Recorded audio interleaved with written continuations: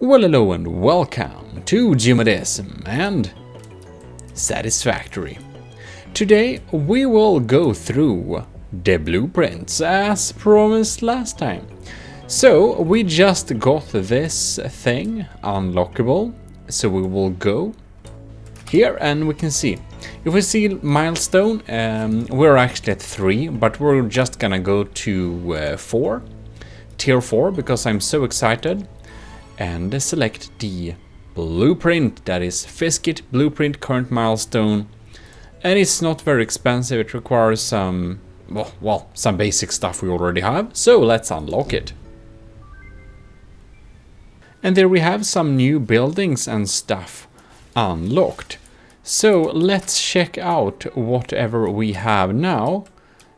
We should go to the little location I think I have prepared for the blueprint area. We will basically need, if I read correctly, or if I checked correctly and remember, I did try the blueprints in our multiplayer experience, which is available on Twitch live and on the Gmodist channel if you have missed that. So it's very big. You need a 5x5 foundation platform to fit this thing. And that is something I have prepared here. So I can't melt that the watchtower is under organization. It feels very, I don't know, totalitarian. In any case, let's go here and go to, see, and now we have a new tab that's called Blueprints. It's very cool. So on Special Blueprint Designer, it takes up a 5x5 space, or should at least 1, 2, 3, 4, 5. Yeah, that's correct. It's probably there. Or is it? I'm always wrong. Okay, never mind. Amazing. I successfully lined it up. Ladies and gentlemen, the Blueprint Designer, here it is. Isn't it looking quite splendid? It says Blueprint Designer. It's very nice, it's very splendid, it's very new, and it's very cool. So let's check whatever we have here. So how the blueprinter basically works is that inside this little area we can build stuff. And when we have built it, we can save it. So first out, I think we should just make a little foundation template. So let's say that just to, test things out, we're gonna make a 8x8, or not 8x8, because we can't fit that many in here. But it's 1, 2, 3, 4. So it's kind of 4x4. Anyways, whatever fits in here will be saved. Whatever sticks out from here will not be saved. So keep that in mind. If your factory is sticking out, even if it's a little bit, it won't work.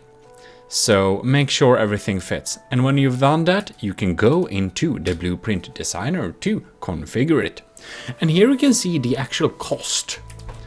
And it will be put in this box there later. And the cost is 112 concrete. It's a 4x4 thick foundation. So just write a name and a description, and then we'll need to set a directory.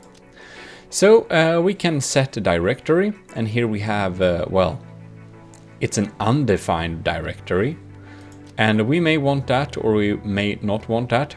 So let's make a category. We can click the cog here, and we can select the icon for this category.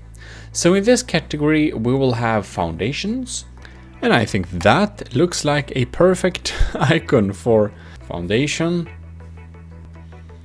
And we can just click apply. Then we have a category that's called foundation. So as you can see here, under undefined, we have the category undefined. So when we go to foundations, we don't have a subcategory.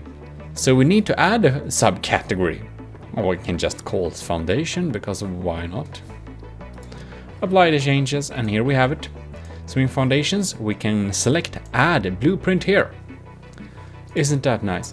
Anyways, let's go back here and select a nice little icon. And there we go.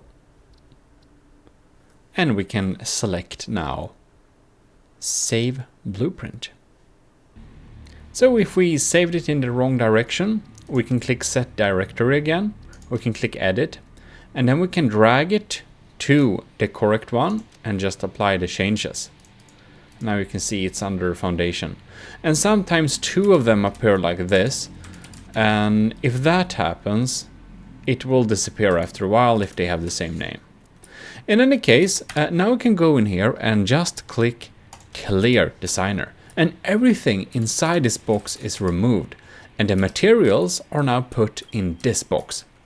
But anyways, our first blueprint is saved. So we can actually go into blueprints, foundations, and select our 4x4 slab. And there are even different build modes. So if we click R, we'll have blueprint, and you can see if we click default, we basically have some different clipping modes. So it's hard to show on other pieces here, but if we have this blueprint, you can see that now we have blueprint, so we can basically snap this blueprint to other blueprints. Pretty cool. And if we click default, you can see it's moving much smoother like other blocks. So if we click R and change to blueprint, we can easily build a big floor area like this. And be careful, because if you spam too much, it will take a long time to remove, since you can't just click Ctrl Z. So basically, it's just build away. You can build factories and foundations and all sorts of things inside of here. So with the blueprints, there is absolutely no excuse to not build nice, because you can pre-build some things that look pretty cool, so you don't need to do them like each time you're trying to build a factory. So now we're just gonna do another one. So of course, just to show this process once again, let's select an icon, have some name and description just like that. Select a directory right here. You can click add blueprint, and there we go. And you can see it's saved. Save it, and then just clear designer, and your materials will show up here. So if we go into blueprints, you can see 4x4 1 meter slab. Now we can place this thing down here, and saves a lot of time. And of course, we can build factories and stuff like that in here too, which is probably the main purpose of this thing. And one thing we of course can do is we can load the blueprint like that, and then we can use this to build something else. And there we are, very stuck inside our little design. I have designed a smelter that looks okay. It has 4 smelters. They're all integrated inside of here. We connected up the power, and if/when we're able to get out of here, we can show you what that looks like from the outside. Oh my god. So it's always very difficult to get used to this type of game, first person building. But anyways, we have an energy output here, right there, and if that connects up, it should be absolutely fine. However, there is a risk.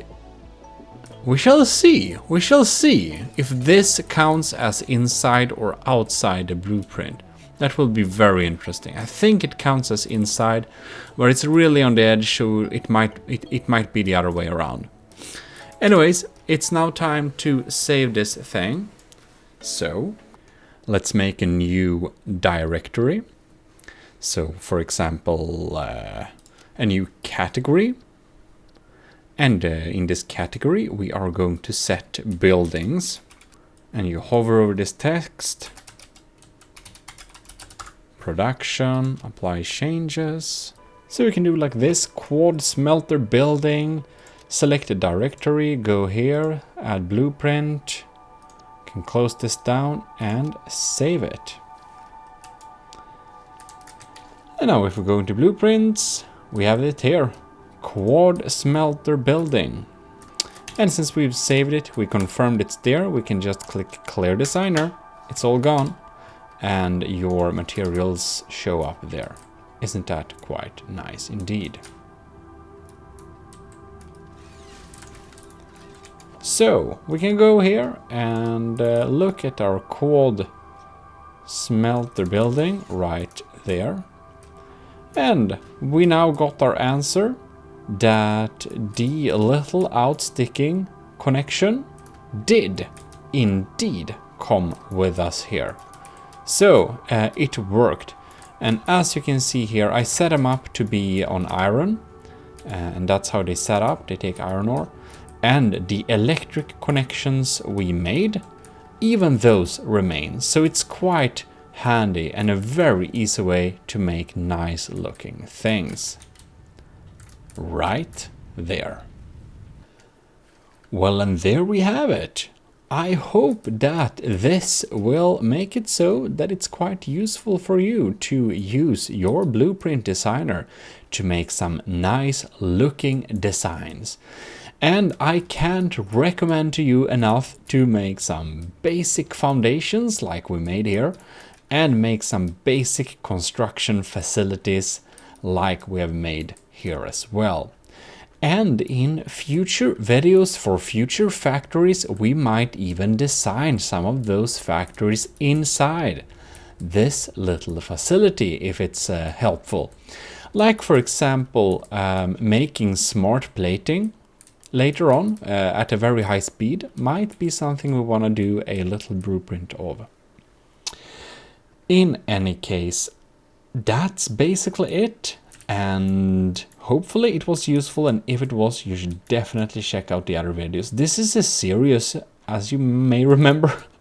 If you don't, please check the description. There is a playlist there and you can watch the other episodes. And it's smart to watch them in order because the previous episode has stuff that the next episode will not have explained. In any case, thanks a lot for watching. This is your host, Gmodism, and I'll see you next time. Bye bye. Also, thanks to our Patreons very much, and do consider to joining there if you really like this content. Anyways, bye bye.